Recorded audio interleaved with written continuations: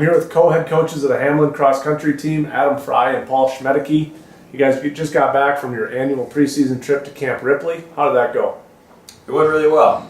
We go back to Ripley. This has been our third year because we've had a lot of fun there and found some good places to run, and we get to stay in the barracks. And so both men's and women's teams are each with their own gender staying all in the same room and get to eat in the mess hall there, and it's kind of neat area to be.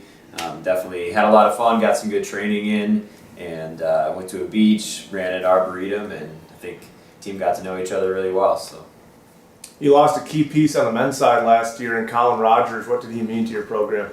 Well, Colin was a very important leader for us, and so you lose that leadership, and that always leaves a little bit of a hole. And also, he was our #1 guy, a national qualifier, and he was very consistent with his training, which was great for the young folks to be able to see and follow. And he was also very consistent in how he competed.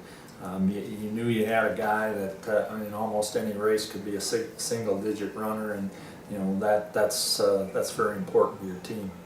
So we'll miss those things, but I'll tell you, I think we have a good young group of people, and some people will step up to fill the leadership voids, obviously, as well as what he did for us in training and competition. And who are some of those runners you talk about? Some younger guys and women. Who are some runners on the men's and women's side for us to keep an eye on this year? Sure. Continue to talk about the men's side here. Ryan Peterson took a huge step forward in track, ran some really good races in the indoor and outdoor season, and he's a captain for us, and I think we'll continue to get better in cross country.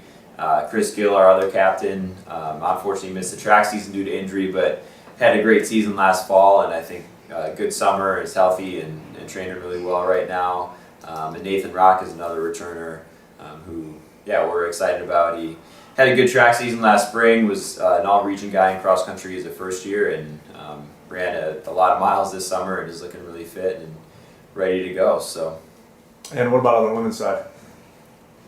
On the women's side, we graduated 5 of our 7 varsity runners, so it's definitely a young group, which is exciting.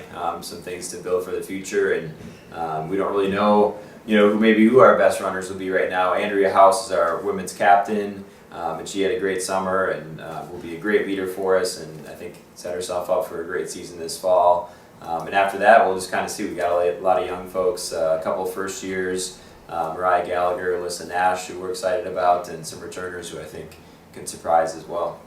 Cross country is an interesting sport in which you are really building all season long for the postseason. What is that mindset like for the runners? And that's a challenge, especially for the young runners, who haven't been through it as many times.